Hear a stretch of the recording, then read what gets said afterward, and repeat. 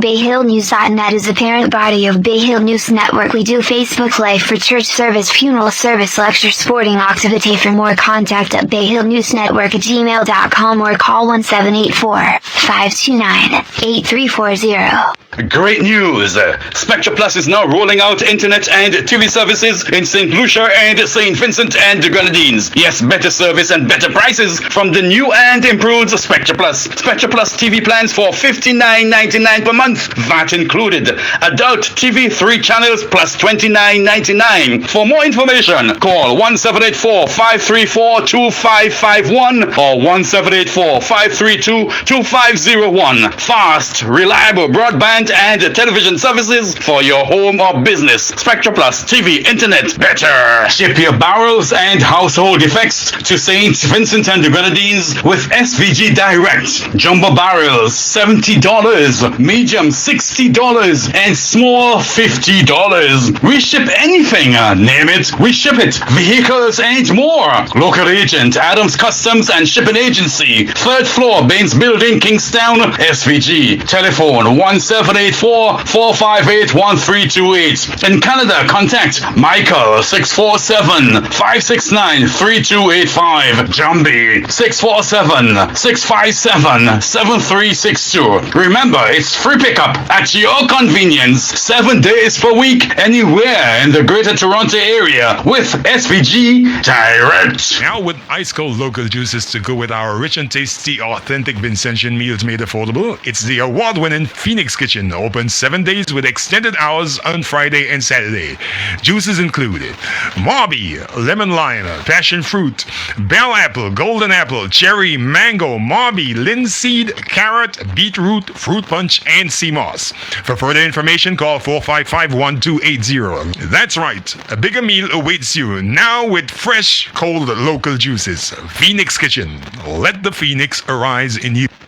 Looking for a place to relax with natural cool breeze and friendly surroundings? Then check the Bay Hill Tree Bar, located at Bay Hill Cane Garden. We have everything a bar will have. We also sell Shell 20-pound cooking gas at the Bay Hill Tree Bar.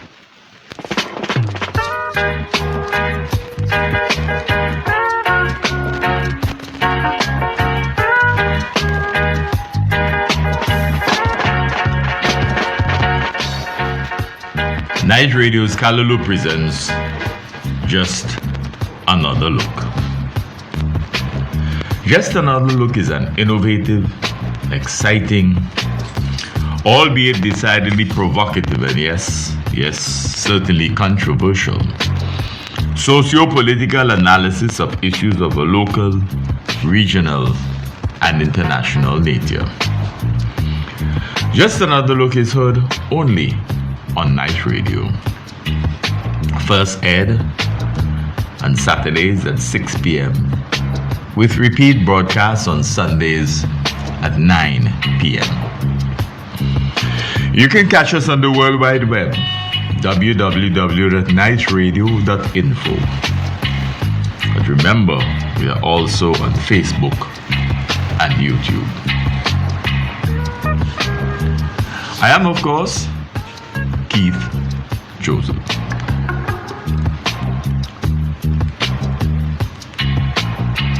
Today, dear friends, is Saturday.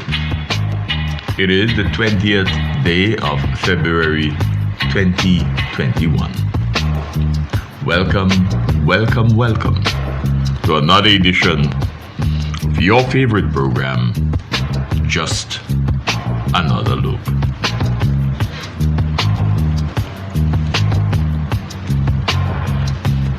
St. Vincent and the Grenadines is still today very much caught up in the throes of the trilogy of threats.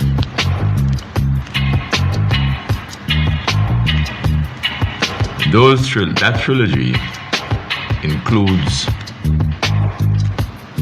COVID-19, dengue, and Mama Sufre. Despite all that you have been told, if you read between the lines, the average Vincentian ought to come to an understanding that there remains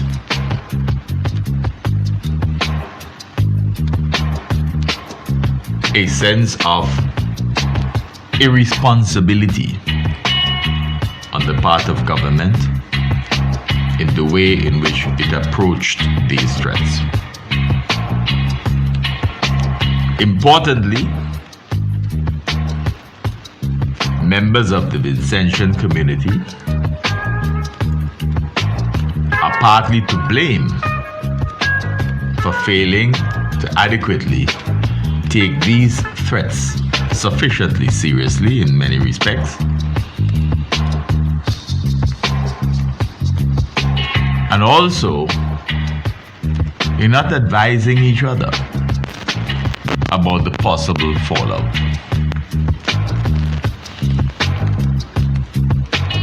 It took so long before someone died of COVID, at least acknowledged death due to COVID,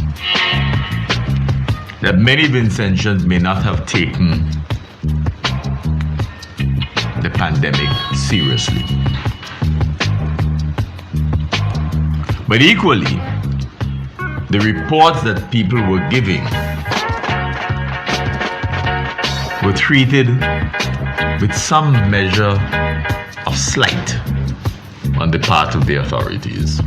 Maybe the authorities wanted to look good.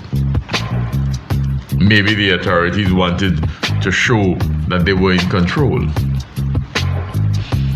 But it wasn't long before the average Vincentian knew that the authorities were not in control. Now, you have information oozing out of your ears. Now, after the horse has literally bolted, we are getting statistics and details like we have never gotten before, which suggests that there was a level of disorganization, or rather lack of preparedness on the part of our authorities. But in a sense, they've learned their lesson and are now started to follow fashion, to do what others have been doing from the very start, and to do what some are also now doing because they too were lax and lackadaisical in their own approaches. So however late it is, the change is welcome. But there's still a long way to go. While everybody is now interested in curative measures, we are learning constantly from science of the rapidly changing nature of the virus, which is to be expected according to the scientists. But in the same way that the scientists have developed vaccines, we expect that they will also be making modifications to try to get ahead of the emergence of variants of the virus in different parts of the world. It shows you that the viruses adapt to different environments, different cultural environments. And so we hope and pray that we can also be able to one day get ahead of the game.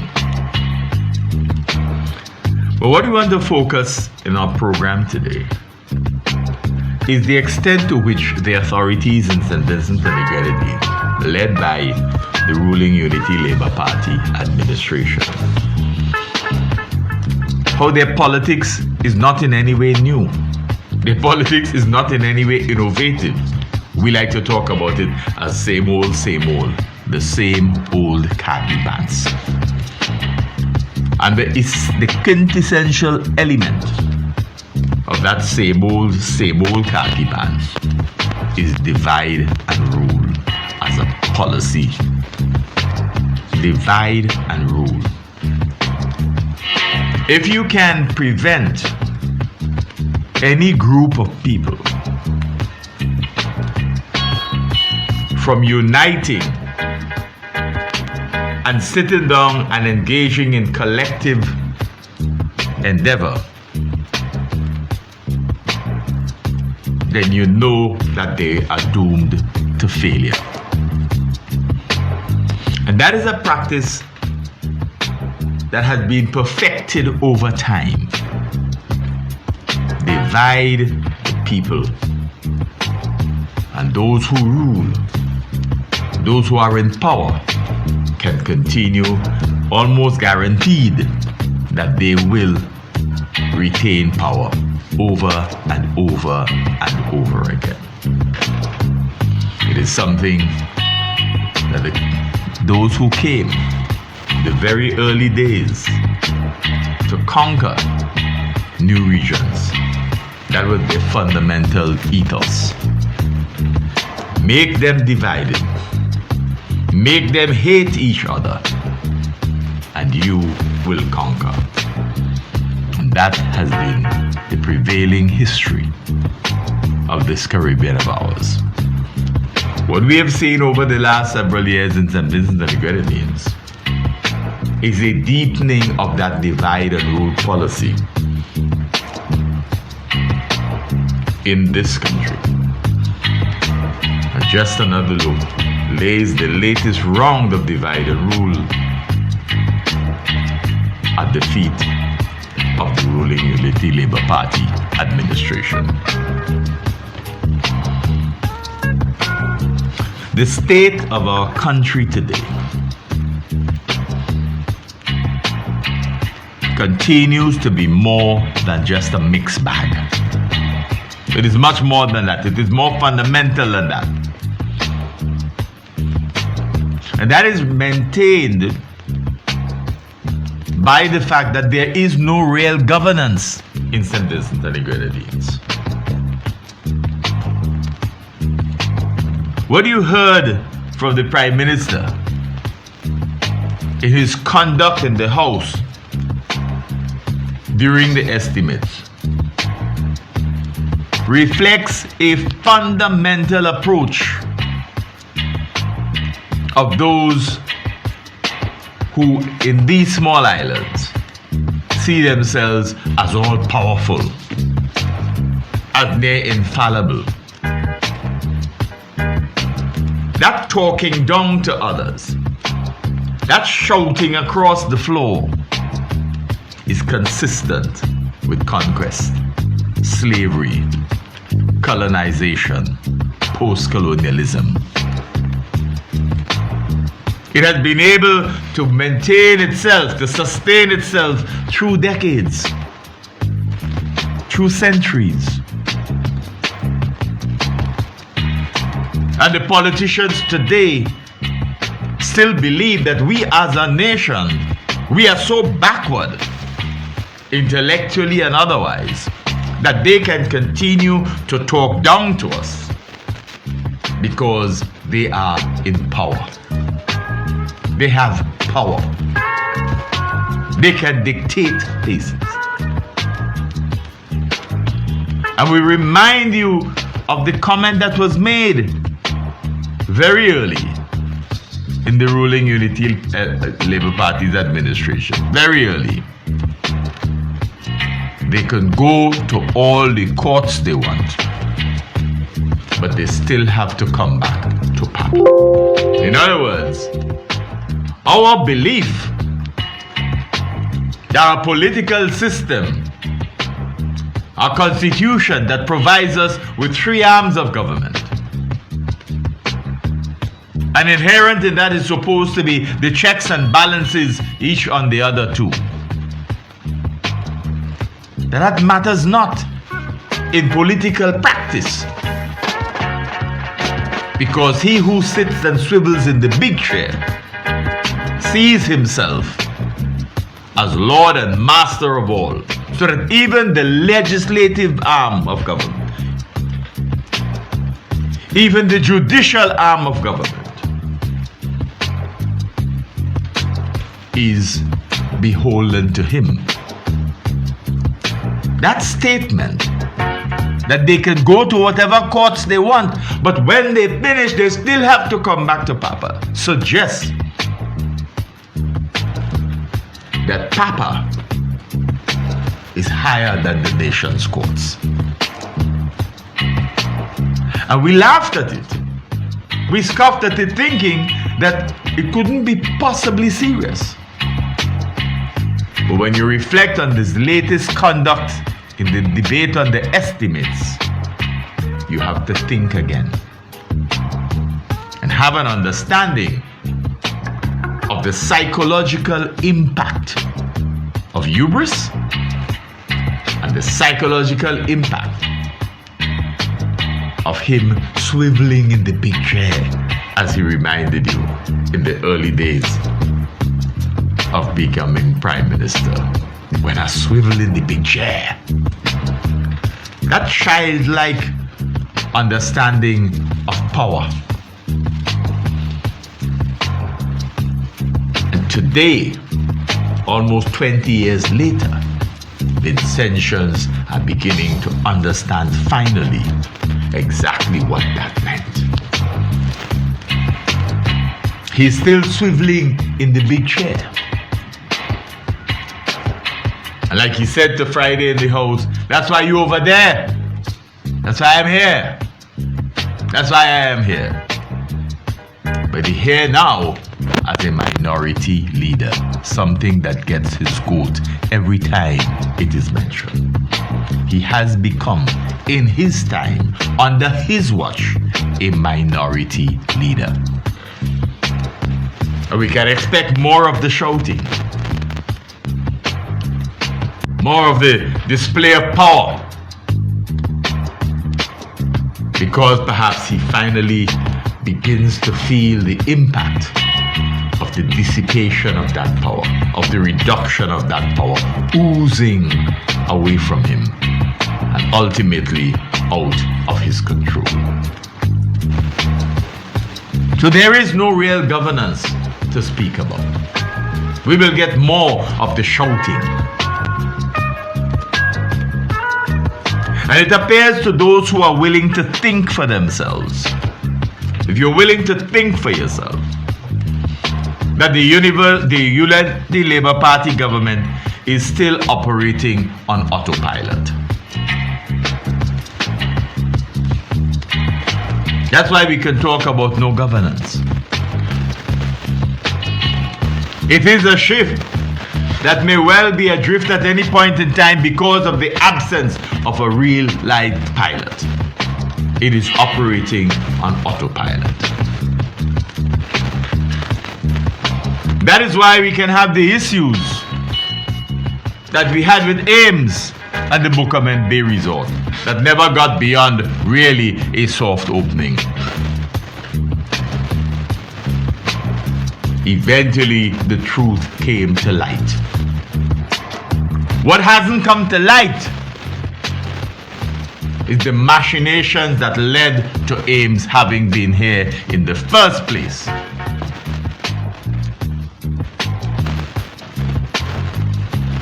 And you have to ask yourselves, was anyone aware? Did anybody investigate his background?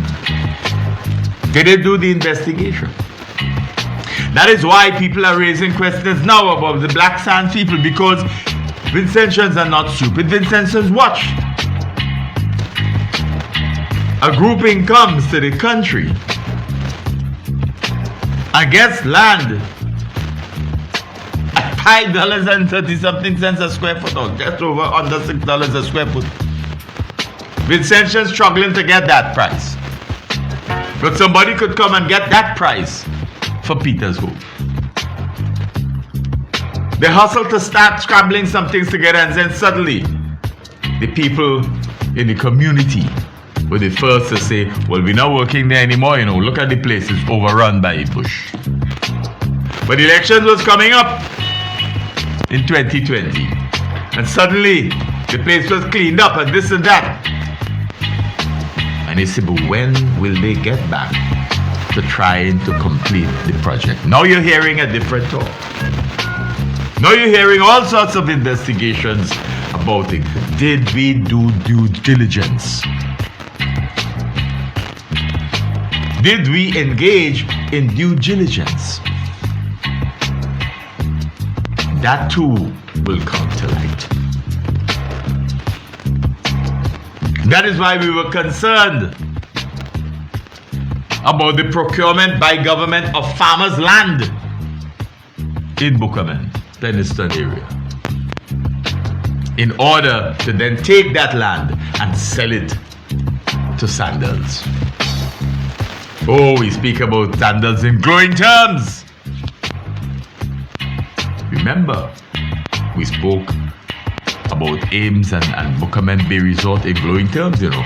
It was told years ahead that that building would have been finished and many of the people coming for the Cricket World Cup warm-up games would be staying there.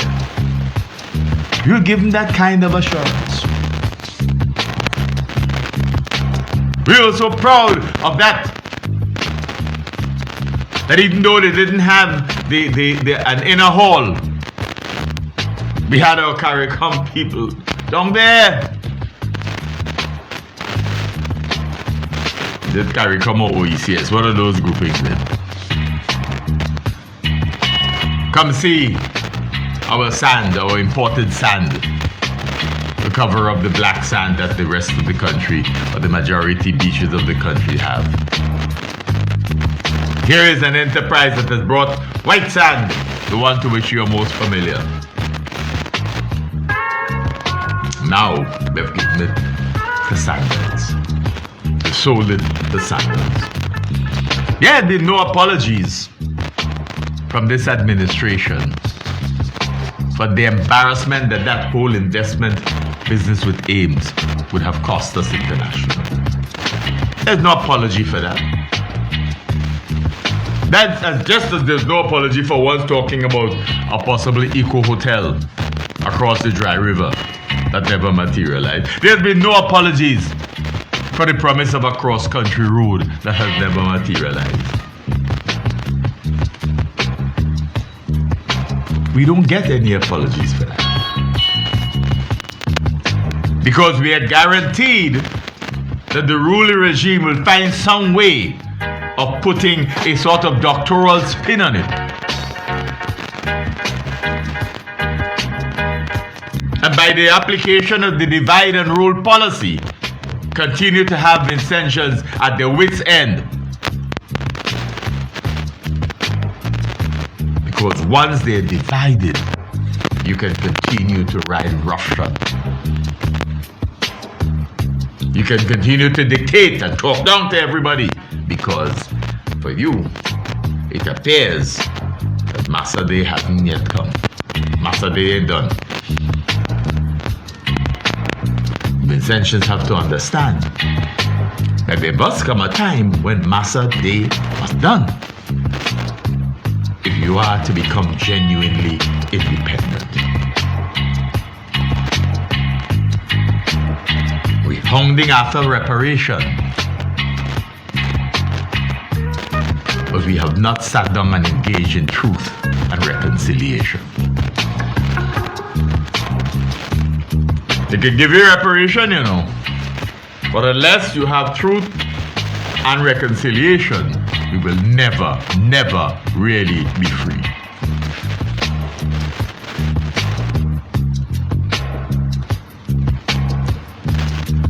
As the days pass by, dear friends, the minority leader in this country, Ralph Gonsalves, seems less and less capable of governing. There are no plans that seem to have emerged from a thought process that is founded on science,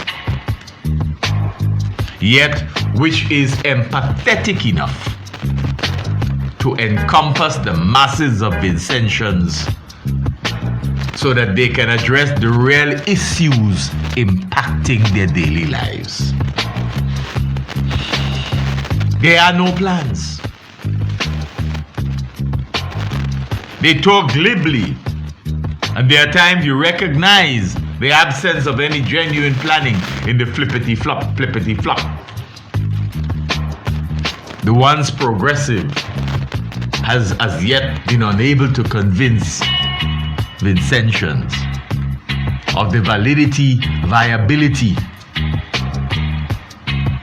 relevance, importance of the Caribbean Court of Justice.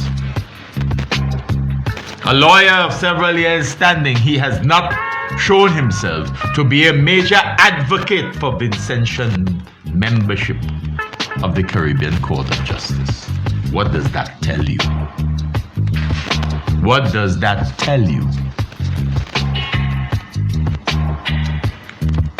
The current governance, if we can use that term in respect of what passes in this country, the current governance appears firmly rooted in the archaic divide and rule principle, so characteristic of conquest, slavery, colonization.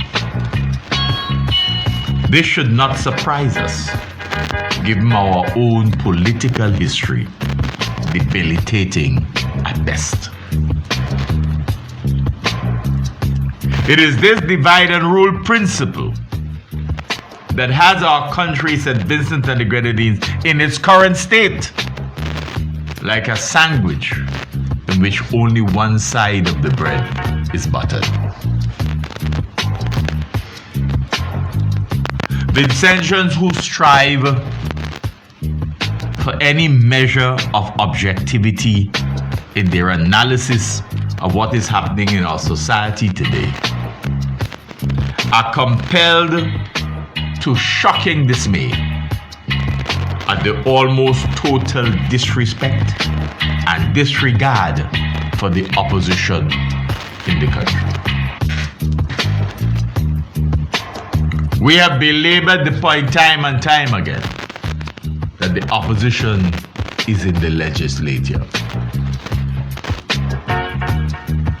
The legislative arm of government includes representatives of both sides because they earned that right by having gotten elected in national elections. Others are nominated as per the Constitution. So if we are talking genuinely about wanting to build our society, we must engage all hands.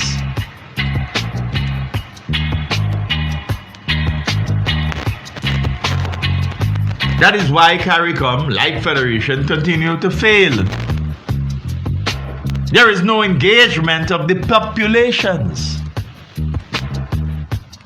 The leaders adopted the James Michel principle. They elect me to lead, not to follow.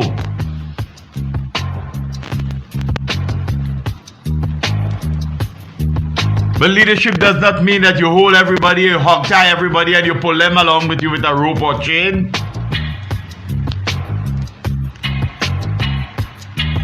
Leadership facilitates the broadest possible consultation. The wisdom of being able to engage others, listen to them, and to involve them in the emerging truth.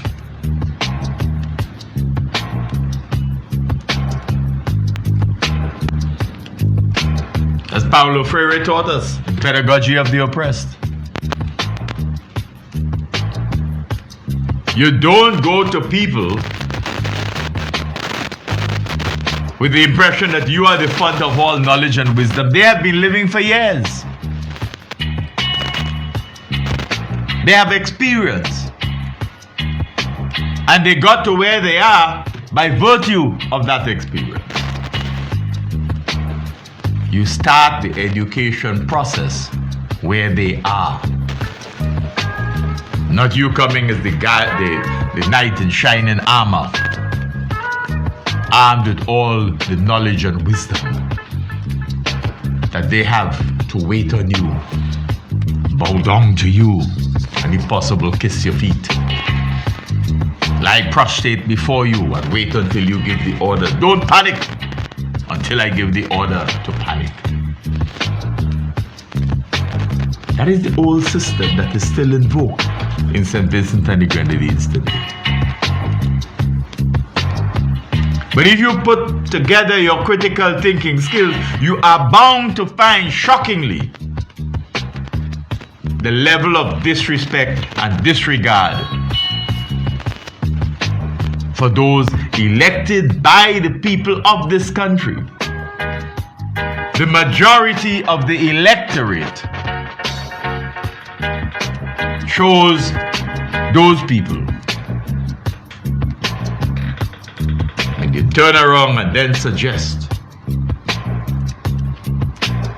by your behavior they are of little or no consequence. In the fight against COVID, a new pandemic, an evolving pandemic, even to this day, the opposition reached out across the aisle and asked for engagement. Asked for engagement. Instead, the minority leader went and said what he had to say and arranged that before he met with the leader of the opposition. That is the level of disrespect and disregard that we are talking about. Whatever you have to say is of less importance than what I am doing. And to this day, despite the several overtures by the opposition about wanting to be engaged in the evolving process of responding to what is happening in our country, it is, don't worry, we have WeFM, they will hear me every Sunday, and I can go by NBC radio anytime, bring a television camera, and I on. What I need you for? In essence, he operates as corporation soul. And often you wonder the frequency with which he says, the Minister of Finance and I, meaning his son and him. And that's why we said, listen to the language of the budget and tell yourself the level of influence. Ask yourself the question about the level of influence. So it's always the Minister of Finance and I, the Minister of Finance and I, the Minister of Finance and I. But I doing the talking most of the time, Don't worry too much. I gave him Minister of Finance. And occasionally he will talk, but I will talk for both of us because I keep saying the Minister of Finance and I, the Minister of Finance and I. And we say without fear of contradiction, his politics of hubris. It is out of the Trump playbook. It comes directly out of the Trump playbook. It's just that Trump had a larger audience, the world. Many of our Caribbean colleagues have long since said, leave Gonzalez alone. If you want the bright light, let him get the bright light. Let him get the bright light.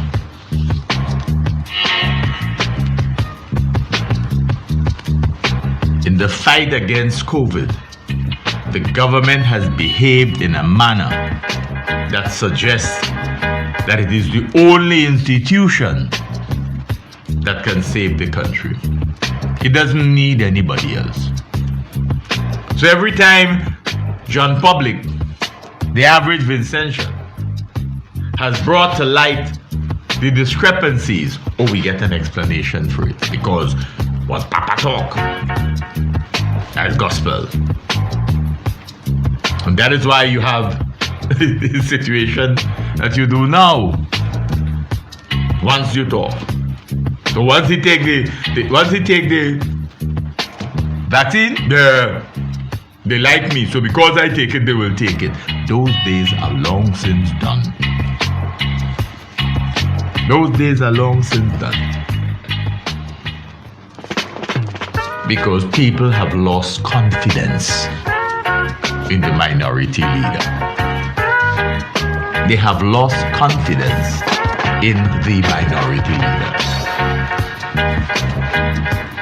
But we also ask you, look at the statistics as who exactly have taken the vaccine so far.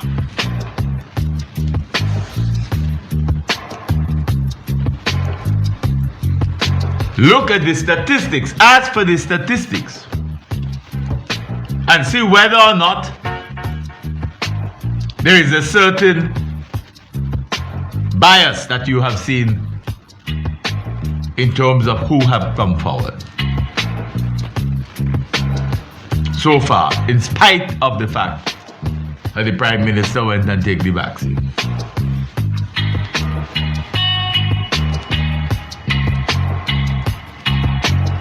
The approach of the leadership, so decadent, continues to be that we are in charge. As Glenn Jackson used to say, we are in power. And only us can get things done. We don't need the other side. And if the other side happens to agree with something that the government does, then the government turns around and says, they're only doing it now because they know that we're right. They know that it will work. This approach, dear friends, that the government and the minority leader are taking extends to the way in which the government has been handling dengue and Mama Sufre. They alone appear to be the ones to determine how we should respond. Because they are so convinced that they've done everything right, that they're beyond question, they're beyond reproach. But they still didn't tell us what happened on the 16th of November. They didn't tell us until afterwards. We didn't hear anything about that until the press conference on the 29th of December. They didn't tell us about what happened on the 23rd of December. They didn't tell us. They didn't tell us about the 27th of December. They told us on the 29th, a hastily put together press conference. You saw the level of hastiness, the level of disorganization, and perhaps a certain measure of disorientation. The Prime Minister appeared to be asking more questions of the experts than the media. And we say it may well have reflected a level of shame on his part to have us being told that the incidents of what transpired with Sufre on the 16th of November, the issue of communicating that to the Vincentian public was left with Kingstown, and we didn't mean the tongue board. We didn't mean the capital city. We meant the seat of government. There is no apologies for that. So we could very well have had something more dangerous on the 16th of November and again on the 23rd of December. But we get no apologies for that. But we continue to divide the society because once we talk about it, then they say, you see, they oppose us. That's why they're raising it. That's why they're talking about it.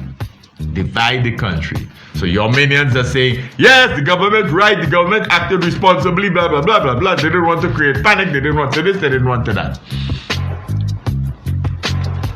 Where the people went up and you had social media documentation of what was happening with Sufre before the government came to the people, you run and hastily pull together a press conference later on the 29th. There's no shame. There are no apologies.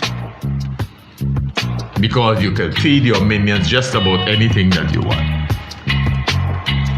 But now that you're in a minority in terms of electoral votes overall, then you know that a significant proportion of the population ain't bothering to listen to you.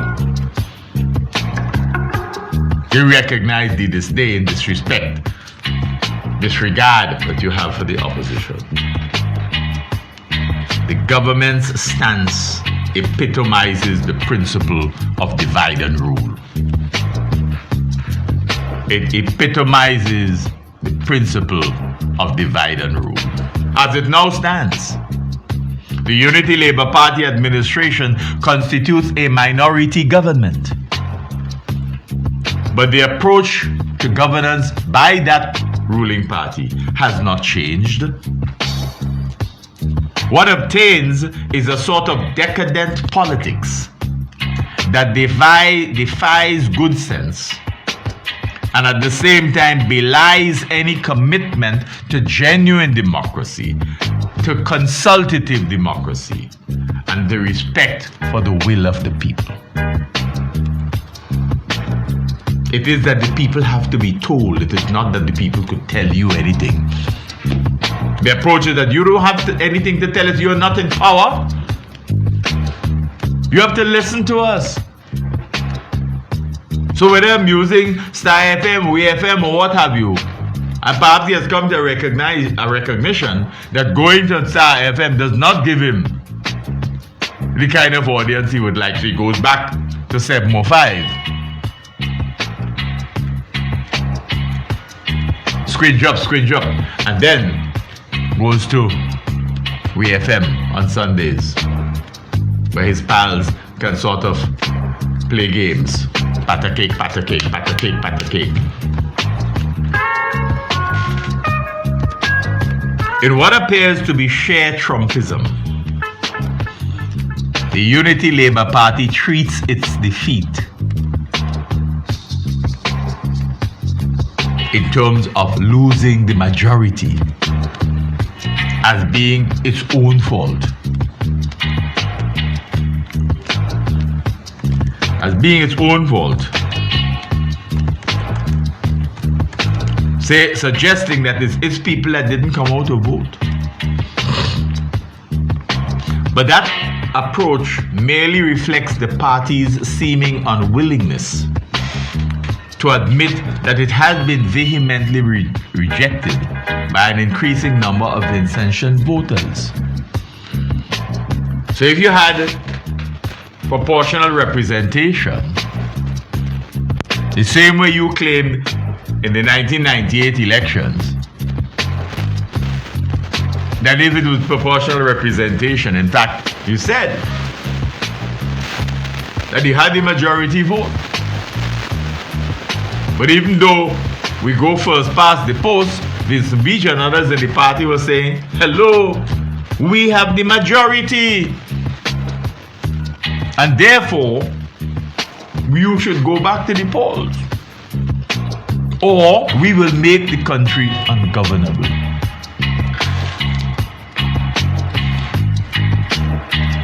That was a commitment from the then leader of the same Unity Labour Party.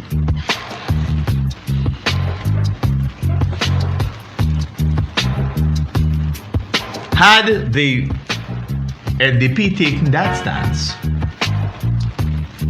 you heard for yourself in the budget debate. Try it. Try to take to the streets. Try it. You heard it. We played it here for you live on a previous edition. You try it. You try it. Had James Mitchell and others taken that position and taken a hard line, what would have happened to St. Vincent and the Grenadines in 2001? But now you're worried because you know you're in a minority. What are you going to do? Send the police on them? So that the police can behave with the general population in the same way in which they treated the parliamentarians? You recognize that out of that incident in the Parliament building, where first they took the heavy door, they banged Cummins' foot with the heavy door in Parliament, and then flung him down the stairs like a sack of potatoes, there is a chance that he could end up being committed to a wheelchair. Not one member of the opposition stood up, of the government stood up and said, stop. What's the difference between that and what Trump was accused of doing on the 6th of January this year? The legislative assembly of our country called in, police were called in, and neither the person who was speaker, the person who deputy speaker, the head of government, nobody on the government side even got up and says, put a stop to this. So had Cummins died, having been flung down the step, none of them would have been able to even dare to visit the family. None of them. None of them. And none of them raise a question each time he seeks to go to Trinidad for medical attention. They don't even show the slightest concern for the health issues that are attendant to that action taken by the police in Parliament. Not the slightest bit of remorse. What is the difference between that and what transpired in the United States on the 6th of January this year? The head of government. What was the difference in their behavior between Trump and Gonzalez? Even today, it comes his pain, the agony of his back problems, resultant from that throwing down the stairs by the police of this country. They did that to an elected representative in our parliament, as they were only so anxious. You could easily have taken him by the hand and carried him down, because you had enough police.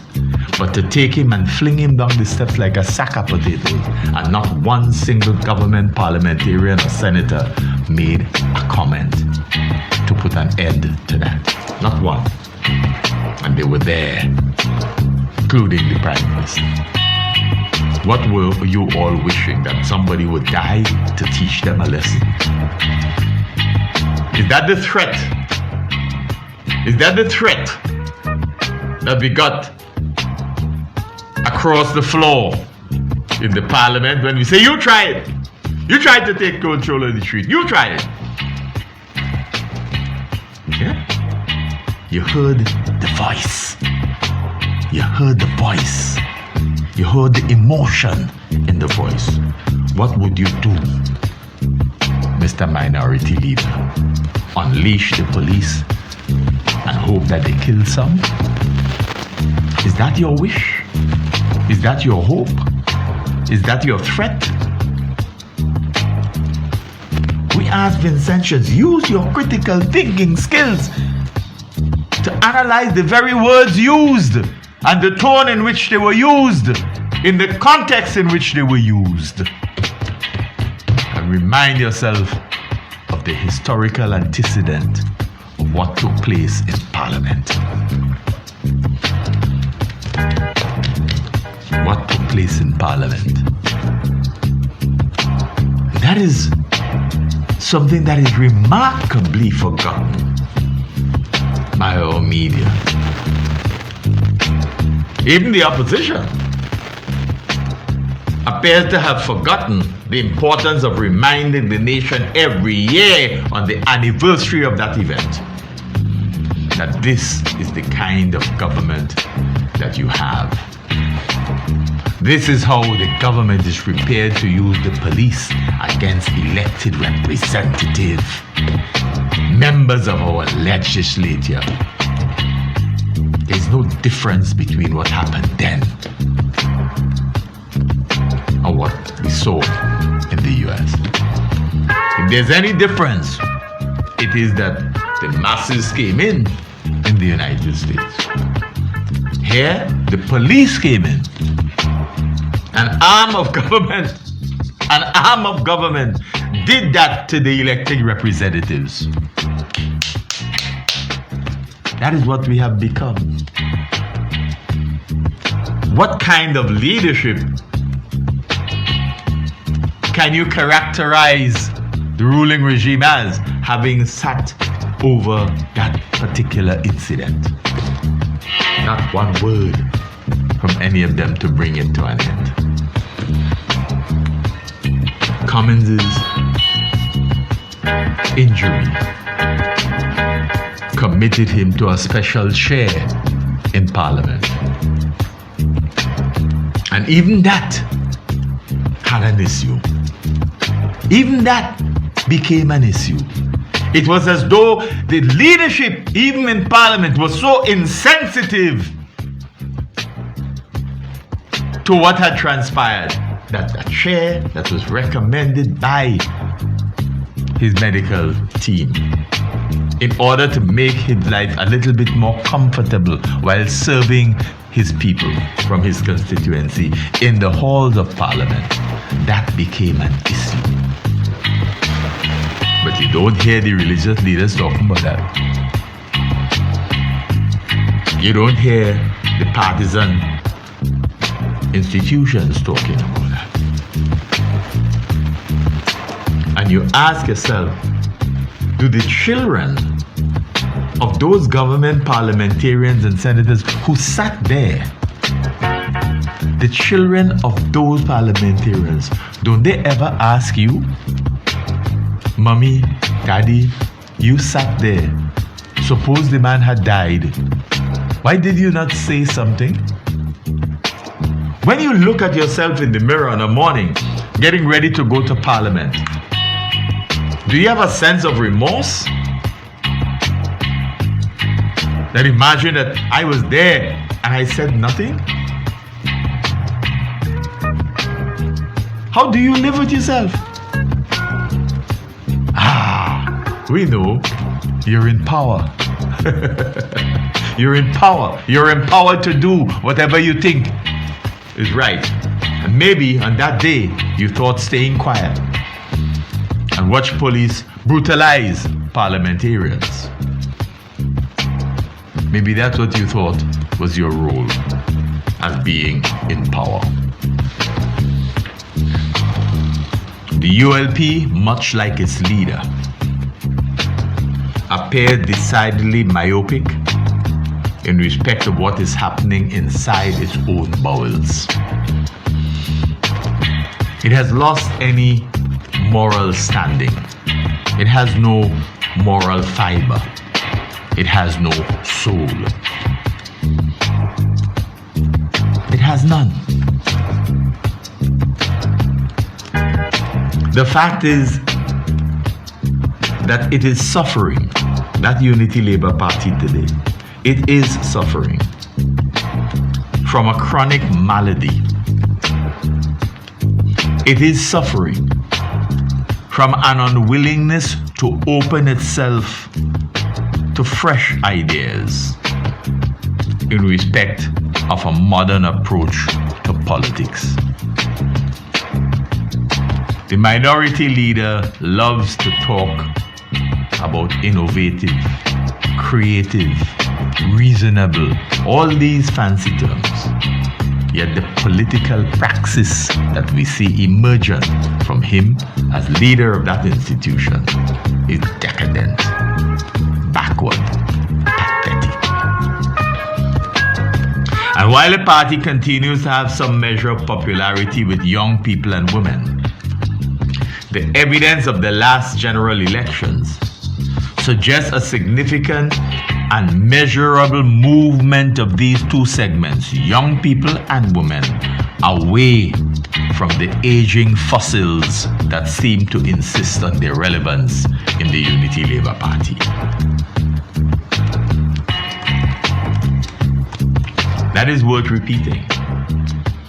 While the party continues to have some measure of popularity with young people and women, the evidence of the last general elections suggests a significant and measurable movement of these two segments, young people and women, away from the aging fossils that seem to insist on their relevance in the Unity Labour Party.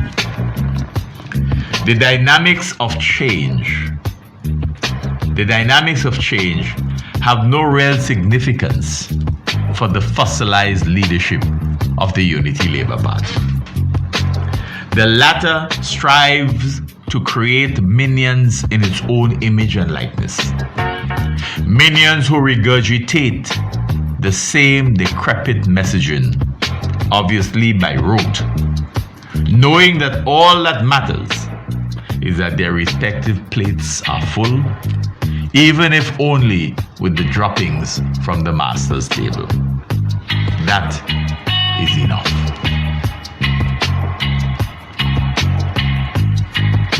It is not that half a loaf is better than none at all. It has even the droppings from the master's table is enough. The governance strategy of divide and rule is propped up by the promise of commitment, the promise of and commitment to the delivery of political patronage. One has only to look at the behavior of the minions to garner an understanding that it is the patronage system that has been near perfected. The Trumpian strategy of making the Goebbels thesis real in the lives of so many Americans appears applicable to St. Vincent and the Grenadines today and evident in the salesmanship of and by the minority leader. To the avid minions, albeit a declining breed suffering from political incest, it does not matter that in licking the spoon, they lose the spoonful. What matters is that they have come to be satisfied with just getting to lick the spoon. Many of the minions do not wish to see beyond the back of the spoon. The comprehensive nature of the ULP's patronage system has allowed for almost every aspect of Vincentian society to be impacted. And just as Trump had been able to do in the United States of America, having people in a sort of quasi-religious trance while decked off in their MAGA paraphernalia, so too in St. Vincent and the Grenadines. The application systematically of the same principle has created a generation of minions who can only see the color of the ruling regime as the one that matters, the one thing that matters. Thus, the contents of their closets have changed. They have changed to reflect that drunken stupor and impacts all of their social, economic, religious, and political lives. A significant number of Vincentians, albeit already in decline, have consumed the political garbage spewed by the Unity Labour Party leadership in much the same way that the followers of Jim Jones did in Guyana and others did in Waco, Texas. It is the reason that the attendees at the ULP's apparent religious political rally at Annesville chose to ignore the casting aside of the performer in mid-stride once the minority leader arrived. Just Another Look insists that this act simple as it was, perhaps more than anything else, is the icing on the cake that highlights the party's apparent elevation of the minority leader above God. And maybe he understands that. And maybe that's the reason we get so many biblical quotations, so many scriptural quotations.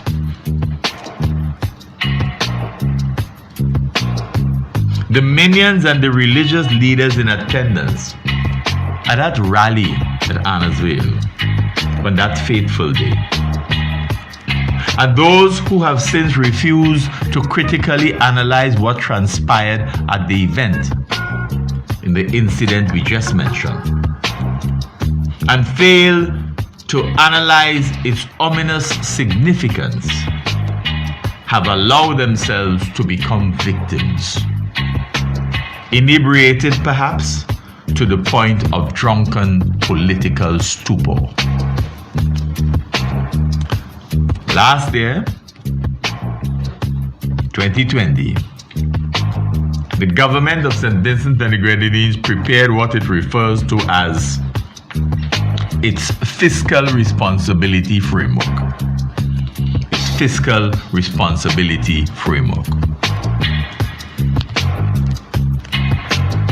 This document was gazetted on the 7th of January 2020.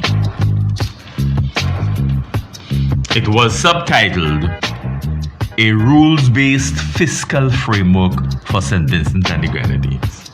A Rules-Based Fiscal Framework for St. Vincent and the Grenadines. Just another look is uncertain as to how many Vincentians even bother themselves with what the government does to satisfy its official requirements. If only because they are often distracted by the heady political grandstanding of the current leadership. But just another look wishes to bring to the attention of listeners the following segment of that document. That fiscal framework document. The segment we want to focus on is headed General Principles of Responsible Fiscal Management. And the first of those principles is accountability. And the document says that this is one of the general principles of responsible fiscal management, accountability. And we quote, accountability, which means the Prime Minister, the Minister, and all other ministers are accountable to the House of Assembly and the public for the manner in which the government discharges its responsibilities with respect to the management of the economy and fiscal policies. You hear that, right? This is the document that they wrote and gazetted on the 7th of January 2020. A little over a year ago. Accountability. And they tell you what it means. The Prime Minister, the minister who they refer to here is the Minister of Finance, and all other ministers are accountable to the House of Assembly and the public for the manner in which the government discharges its responsibilities with respect to the management of the economy and fiscal policies. So let's pause here for a moment. If accountability is what the document defines it as, then we have a major problem in St. Vincent and the Grenadines. And the document is not worth the very paper on which it is written. Because there is no real accountability that you get Where does the Vincentian public find itself in a position to say, yes, the government is accountable to us? Where and when? All you do is told what you need to know. The government operates with the Vincentian public on an apparent need-to-know basis. But here in a document they have written and sent it all over the place, declaring what accountability means to them. But you, the Vincentian public, not supposed to know that you're supposed to be inside of there someplace, right?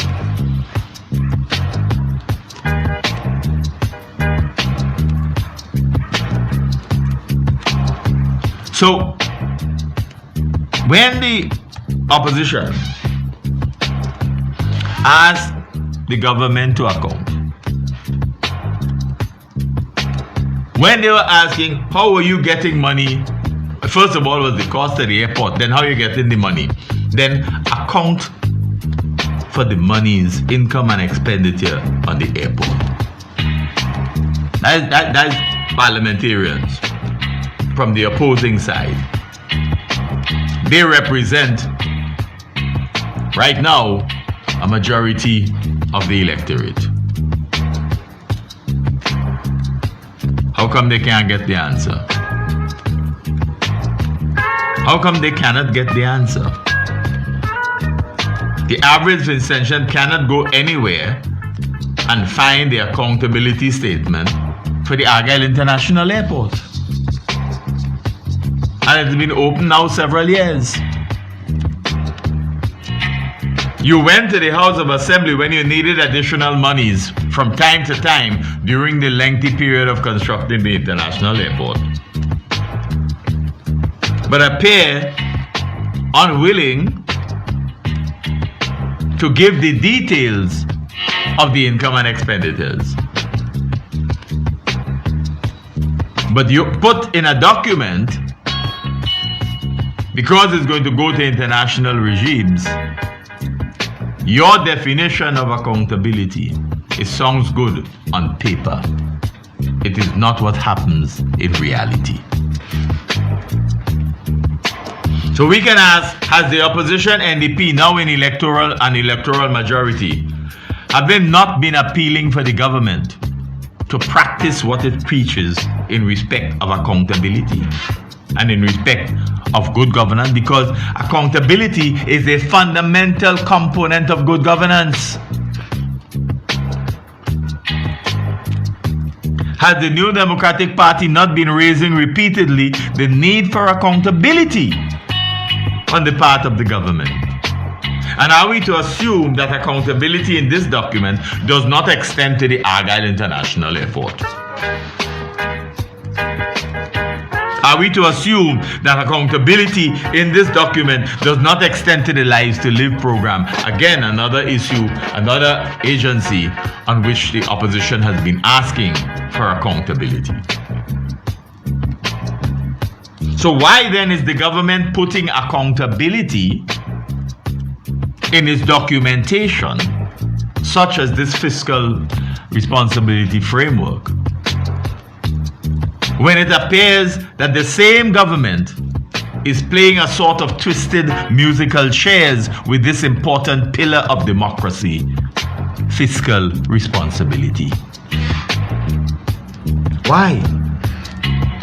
Why? And if we were to work our way through an accountability checklist, how would the Unity Labour Party administration fare in terms of grading? You remember that during the street protestations of 2000, April-May 2000, we were overloaded with calls for accountability. The manifesto of the Unity Labour Party of 2001. Accountability, accountability, accountability. All of that. Where is it? Huh? The next pillar is sustainability and stability. And then we come to the fourth principle, transparency. And the document says, we quote, transparency, which means timely disclosure and wide publication of information on macroeconomic and fiscal policy matters to permit further public scrutiny and parliamentary oversight.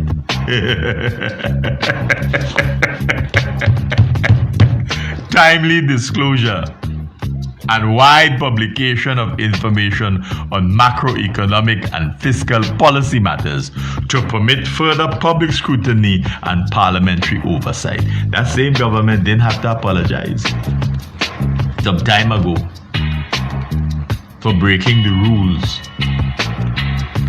in terms of how many times it has come to Parliament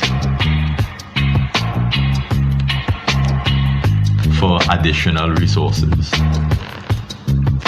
How many times additional resources have been allocated without coming to Parliament? Didn't they have to to apologize for that? Didn't Camilo Gonzalez have to say that that wouldn't happen going forward?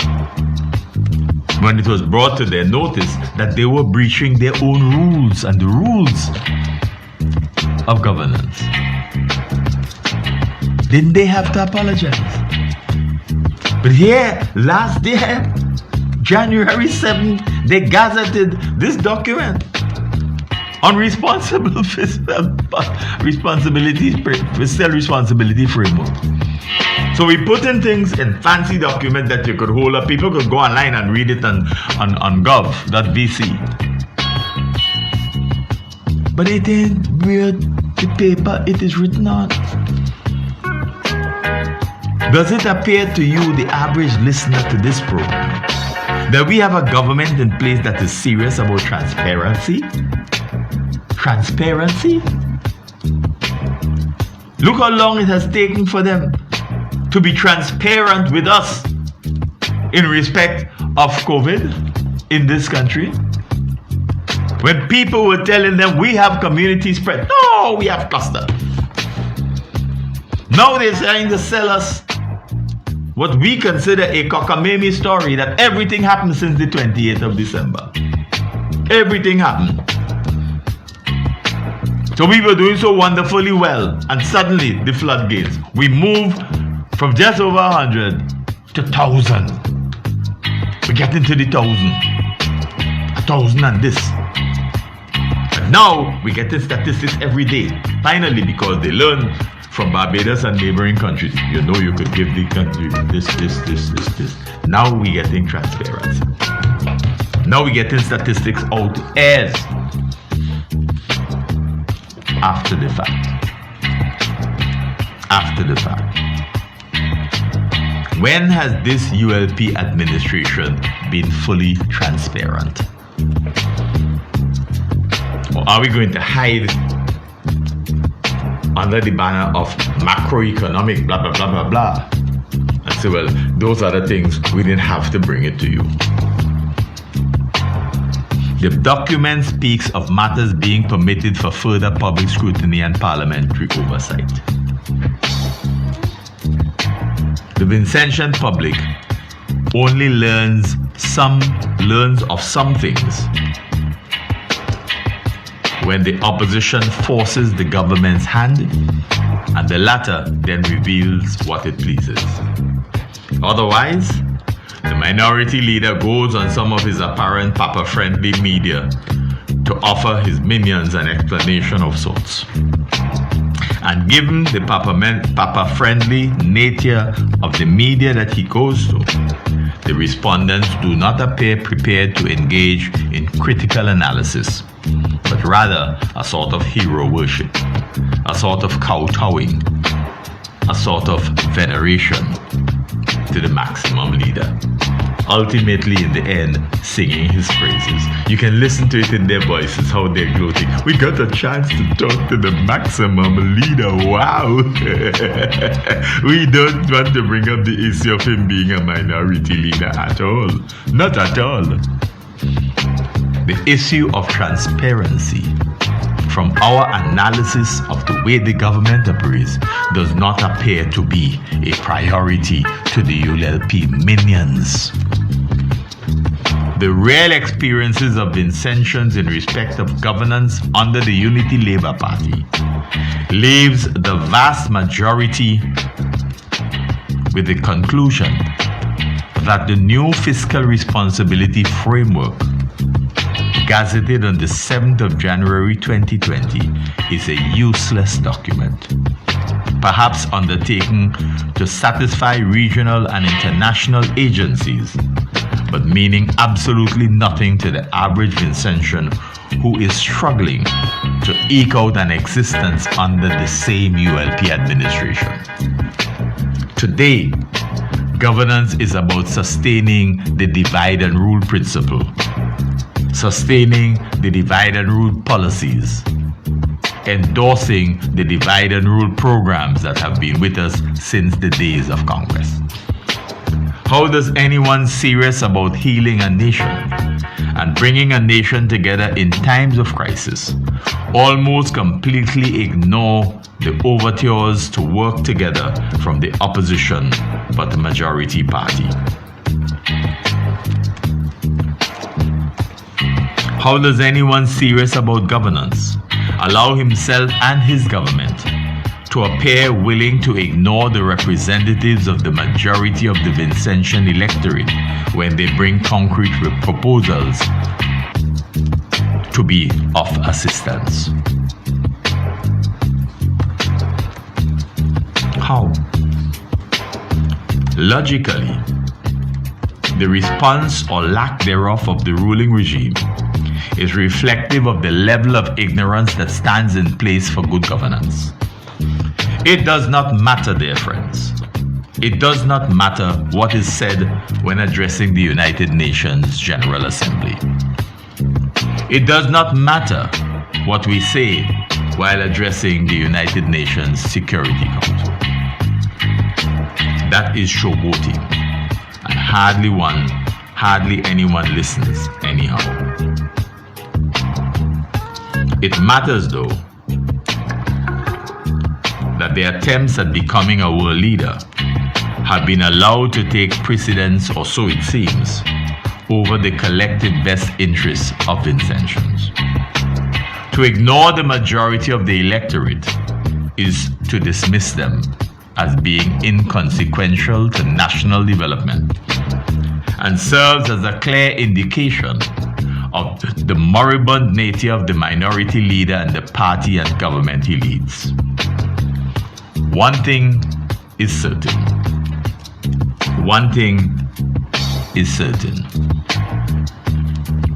The minority leader and his minions may well have ensured that theirs is a legacy that has never been innovative. Instead, theirs has been a legacy of mimicry in every sense. Increasingly, Vincentians are tuning off the minority leader. Some may well be wondering about the seeming attempt at being all too regular on radio on Sundays and NBC during the week. The conduct here appears intended to rebuild his image following the bruises received during the most recent general elections. But Vincentians have grown tired of hearing the same boring political trite. They are tired of the same old khaki pants. Vincentians long for something new, something fresh, something genuinely innovative. The days of the minority leaders' control of the airwaves have long gone. They will not return. Despite all of the efforts to change this new reality, they will not return. The days of the minority leader delving into the vernacular, the street language, the Rasta language, the Idrin, the Brethren, the Sistrin, to win over supporters have long gone. They have no traction now. They hold no appeal. They, too, will not return. Despite all of the efforts to change this new reality, they, too, will not return. Truth be told, the minions are in decline. The majority of Vincentians are tired of only one set of people in the country being the beneficiaries of whatever emerges as good fortune. Vincentians are fed up of seeing the full extent to which the clamor for the ULP minions to own the jobs too have materialized. Enough of that. Naipaul's concept may easily be most apt. The ULP is a political party of mimic men, chronically depraved, yet avaricious for power, even if that means sustaining political tribalism of the order that the invaders and conquistadors brought to our region. But the divide and rule policy that we have been addressing is once more evident in the spat-type response of the minority leader, apparently on behalf of government, to the overtures of the van drivers and conductors. Much has been said and written on social media and on the electronic media in this country, and obviously the print media, about the demands of the van drivers. Interestingly, in discussing the demands of the van drivers, those who are on the political divide begin by talking about the behavior of the drivers and their conductors. The social behavior, ignoring the fact that the behavior that are displayed by the owners and van drivers and conductors very often are the same behaviors that are encouraged by those who facilitate entertainment around this country. They employ them, and in employing them, they say nothing about their behavior then, because they need them to bring people to behave in a similar manner at their parties, at their shows. Isn't it amazing and deeply ironic that the first thing they talk about is the behavior of the drivers and the conductors? Yet those people, many people drive in these vans. What do they say to the drivers and conductors about their behavior to effect change? So anxious to get home or to get to work, they sit there and say nothing. Just like the parliamentarians on the government side did when Cummins was being flung down the steps. It doesn't matter. But once you get a chance, now this is payback time, I could call and say, we don't like how they behave, etc., etc. But their current, the reference to the behavior is a moot point relative to the demands that they are making in the current situation. But the divide and rule policy is what is being used by the ruling regime in its response to the people. So they're taking it away from the core issue, as has always been done. Make alliances with a certain group of the society, divide them, even on an issue as the relief being sought by the van drivers. Anytime people stand up for themselves as a grouping, there will always be those who are able to persuade some to break away from that group. Don't get involved in that. But if they are guaranteed that the benefits will accrue to them, they come back and they crawl back and they try to be friends. That has been the history of trade unionism across the region. Where are those minions who so love the party? Why have they said nothing in favor of the Liat workers? That too is a result of divide and rule. If you're supportive of the ruling regime, your response is, they understand they have no money. They understand they have no money. And those minions who make that claim don't remember the comments made by the Prime Minister and his commitment as to how well Liat was doing. because he was the spokesperson for Liat. He was the one pulling the OECS grouping together. He was the one who said in St. Vincent and the Grenadines, essentially, we can't just let anybody else come in and start to walk around Liat. Who kept Caribbean Airlines, first BW and then Caribbean Airlines at bay, so that Liat could thrive in St. Vincent and the Grenadines? But once the international airport opened, who then had to open back up to the same Caribbean Airlines?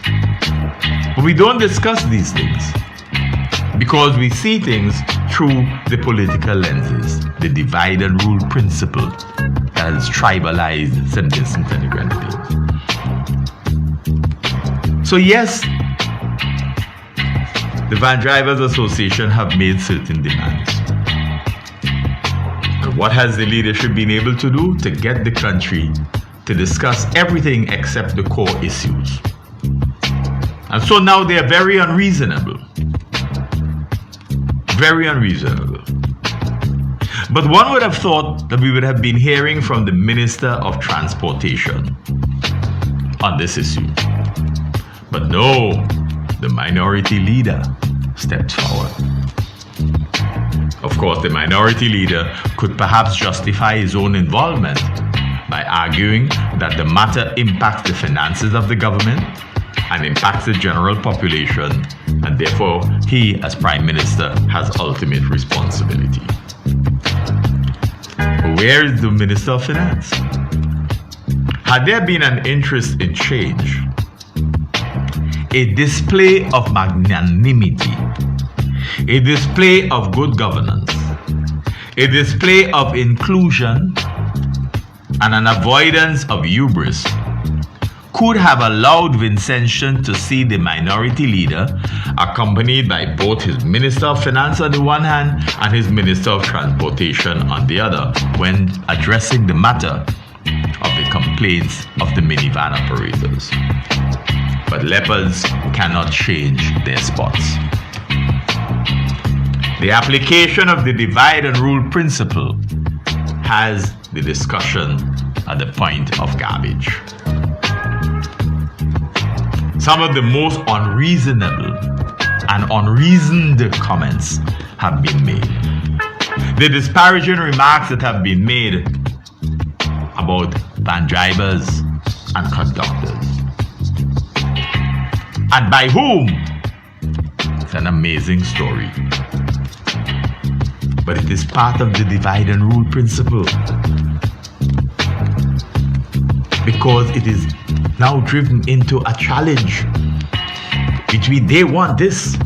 What about the rest of this? What about the rest of that? And what about the rest of the other?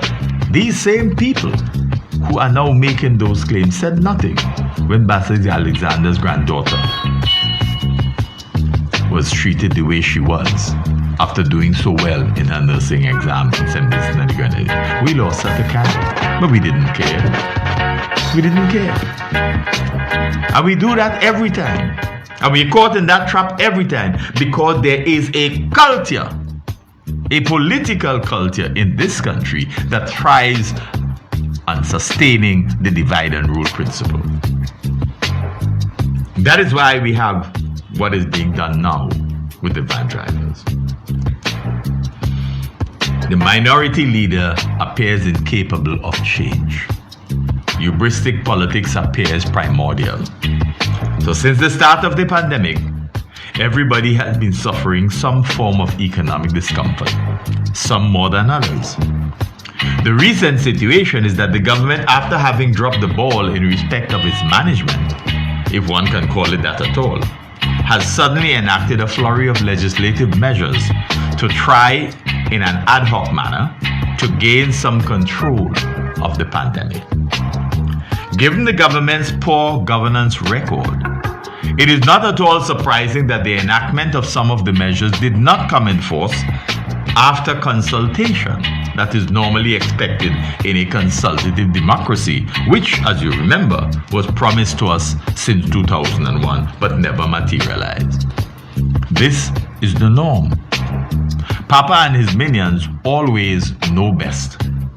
And one of the measures put in place in the latest legislations is the reduction in legal passenger loans of the omnibuses around the country by a margin of 50%. Exactly how the figures were arrived at remains something of a mystery. Close analysis of the government's response to the sudden exponential growth in the number of positive cases in this country since December 28 reveals a knee-jerk, ad hoc reaction to what is obviously a crisis of sorts, rather than a scientifically planned, structured approach. The foregoing response is because there was never a properly structured and articulated plan in the first instance. They all told us there was a plan, but they never articulated the plan. We are paying dearly for having dropped the ball, and this has to do with the inadequacies. The inadequacy of a plan. The inadequacy of a planning process and the execution of that. The inadequacy in the level of engagement of Vincentians. The inadequacy in the monitoring and evaluation process. The inadequacy in the application of science. And the inadequacy in respect of information sharing. Just Another Look considers the knee-jerk reaction to the crisis as a form of panic among the leadership. With the stringent measures, what we here term the crisis phase, commuters are not as numerous on any given day as hitherto. However, omnibuses are still expected to provide the same level of service in catering for those who do travel. Many omnibus operators would therefore have experienced significant reductions in earnings without commensurate reduction in expenses. Gas prices have recently been increased here, with much justification by the authorities. But at the same time,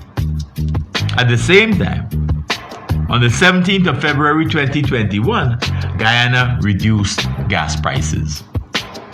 The Guyanese government says the government will be lowering the excise tax rate on both gasoline and diesel from 50% to 35% with immediate effect. That's what they announced. As a result of the reduction in the excise tax rates, the price at the pump will also be reduced with immediate effect. The minister observed, nonetheless, that over the past few months, oil prices have risen steadily on the world market, from $35 a barrel in late October 2020 to over $60 a barrel at close of trade on the 17th of February this year. As a result of this steady increase on the world market, fuel prices have also been rising on the domestic market.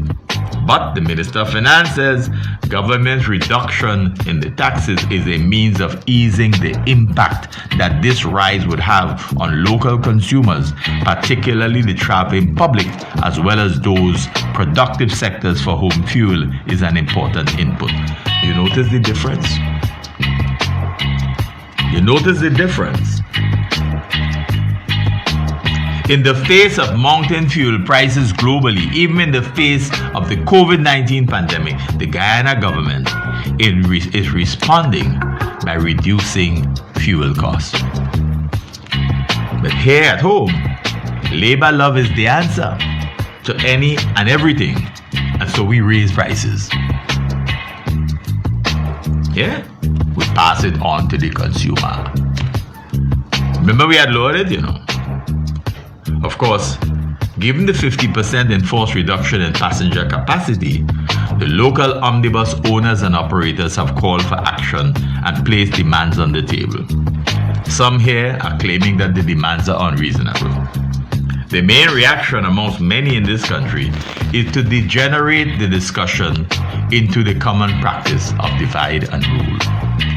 And many are taking to the airwaves, pitting one against the other and then audaciously claiming that the matter is being politicized. But as we have mentioned several times on Just Another Look, what is politics? It is about decision making, who gets what and why. And in this regard, all decisions are essentially political in nature. Those who are supportive of the Omnibus Association are pressing for their demands. Others are opting to stay on the job, as it were. What is interesting is that the minority leader appears to have forgotten 2000, when the same omnibus owners and operators were supported and encouraged by a political party to press their demands then and eventually become part of the protestations across the country. Interestingly, during the protestations of 2000, the ULP appeared to leave the odd thing as the front. Right? Everybody was talking, it's the odd thing, it's the odd thing. At the time, some may have thought this was an attempt to have Vincentians believe that the protestations were non-political. Even when it was decided to go to Grenada for what led to the Grand Peace Accord that ended the protestations and a commitment to general elections no later than 31st March 2001, Vincentians were led to believe that it was all made possible by the odd thing. That is, of course, until they knew who went walking together on the beach. To many critics, however, since becoming Prime Minister, Gonzalez is often touting himself as some godfather of street protests. That seemed at variance with the image that was being conveyed back in 2000, that it was the odd thing that was leading the process. Similarly, even Gonzalez's most recent acts in Parliament, he never mentioned the role of Julian Francis and his 18. It's not Gonzalez that made the street protests what it eventually turned out to be in terms of its potency. It was Julian Francis and his 18 by effectively setting up roadblocks every night. But the reality today is that Gonzalez may well be happy if the omnibus owners and operators are not unified in their approach. He may well be interested in fueling the perpetuation of what has been a divide and rule policy among the ranks of the existing association in pressing their demands. This would allow him adequate opportunities to expand the apparent fractures. Interestingly too, Eyewitness News of 18 February 2021 has Gonzalez saying, quote, "Notice, I'm not getting involved in the tactics of some minibus men of driving all the way come town, 15, 20 of them, and don't give anybody any ride along the way, and you drive slow coming down, humbugging other people on the road who want to move," the Prime Minister said.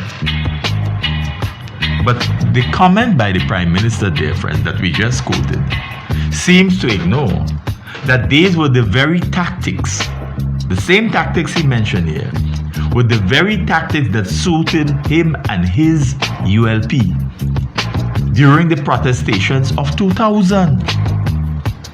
That was the same tactics. They never complained about it then. And many believe that they helped realize the road blockages with the same slow driving tactics. Who encouraged them then? Were these tactics good for the ULP back in 2000, but now that the ULP is in office, they are no longer valid? Do we recall the several issues attendant to the omnibus drivers and operators back then? They included the cost of fuel, the cost of spare parts, the state of the roads, the duties on vehicles, and the list went on and on. Those are the same issues that they are talking about today. Same issues.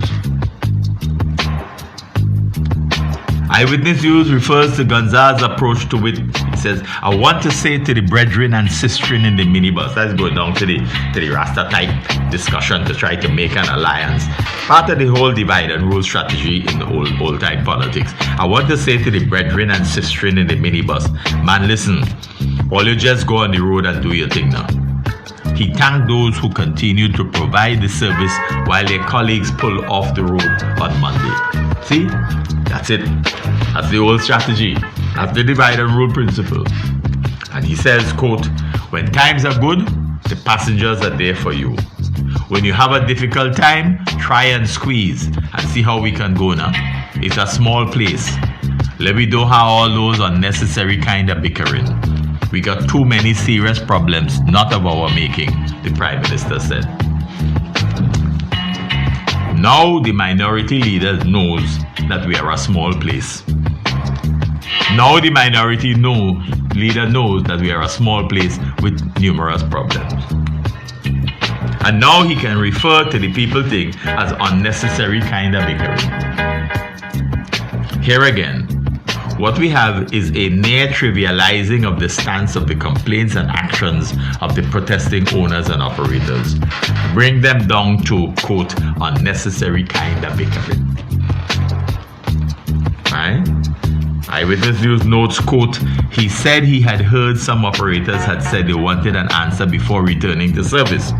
And then he quotes, Eyewitness News quotes Gonzalez, I didn't tell you to withdraw your service, you know. And you can't put a gun to my head metaphorically to tell me unless I answer you by a certain time, you ain't coming back on the road. I am sorry, I don't function like that. And the people who elect the government don't expect me to function like that. I have a lot of friends who own minibuses. I have a family who own minibuses. Constituents of mine own minibuses. And I know that they are overwhelmingly good and decent people. And some of these things, I am sure they don't agree with it. So if anybody believed they could put a metaphoric gun to my head, blah, blah, blah, blah, blah. End of quote.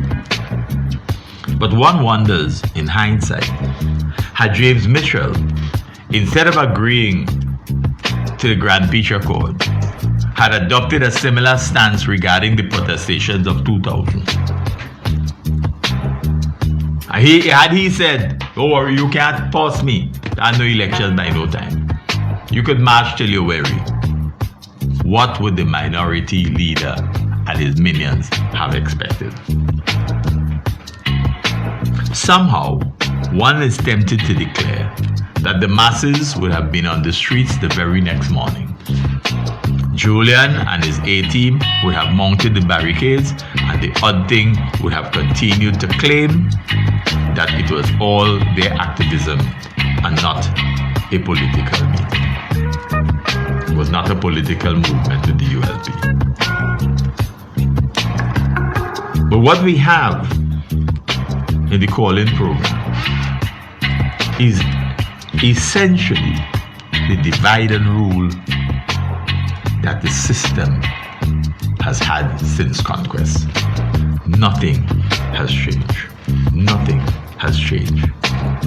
And it is an embarrassment that in this day and age, in St. Vincent and the Grenadines, we can allow the political leadership to still sustain that divide and rule principle.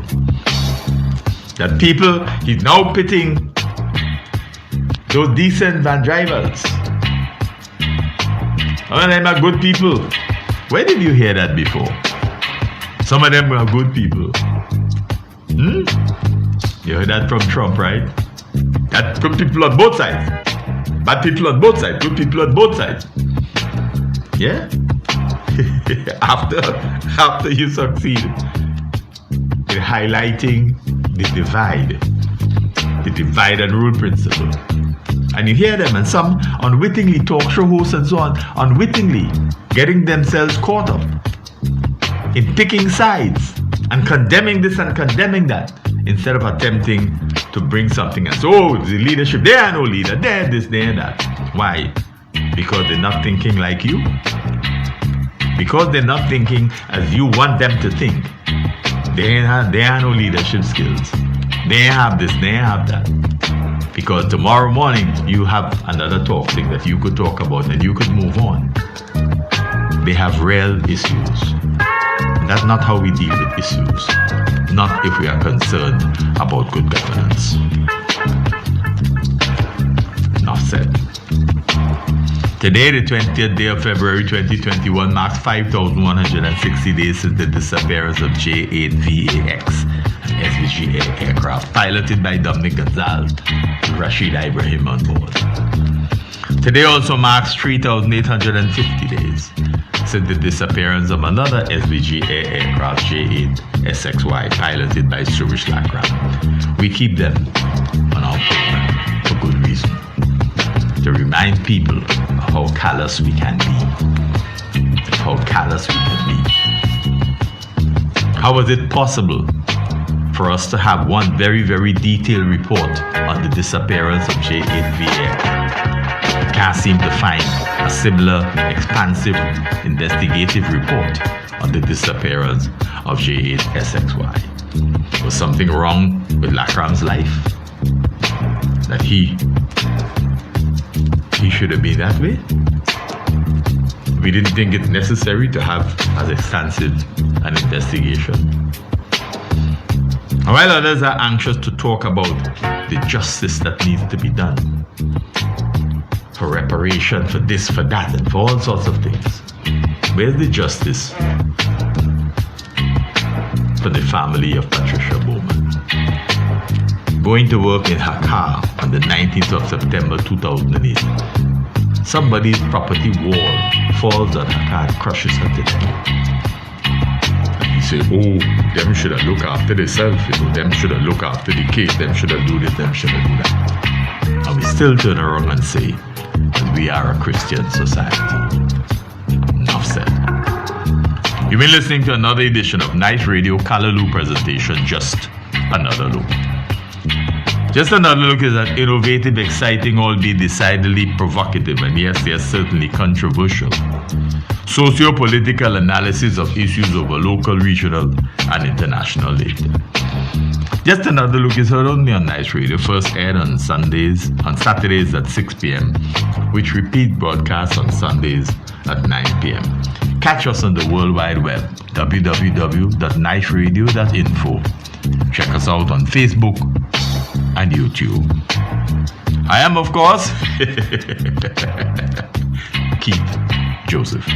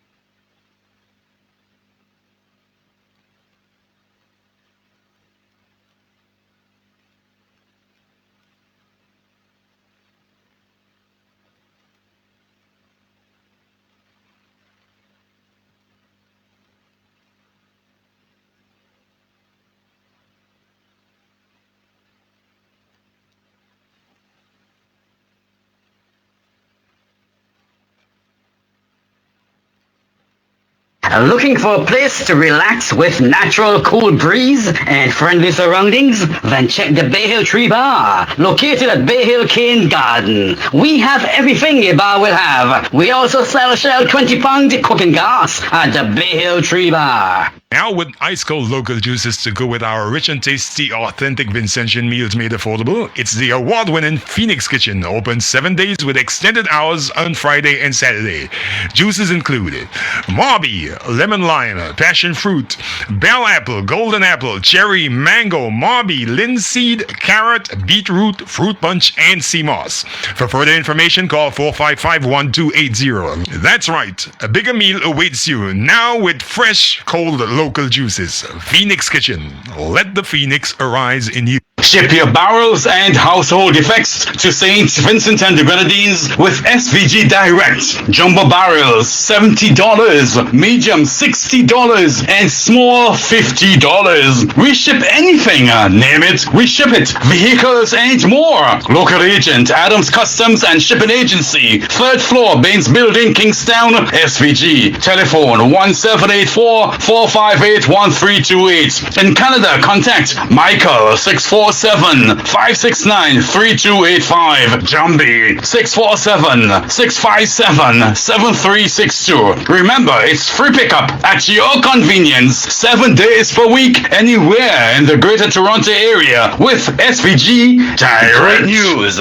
Spectra Plus is now rolling out internet and TV services in St. Lucia and St. Vincent and the Grenadines. Yes, better service and better prices from the new and improved Spectra Plus. Spectra Plus TV plans for $59.99 per month, VAT included. Adult TV 3 channels plus $29.99. For more information, call 1784-534-2551 or 1784-532-2501. Fast, reliable broadband and television services for your home or business. Spectra Plus TV, internet, better. www.bayhillnews.net is a parent body of Bay Hill News Network. We do Facebook Live for church service, funeral service, lecture, sporting activity. For more, contact at bayhillnewsnetwork@gmail.com or call 1784-529-8340.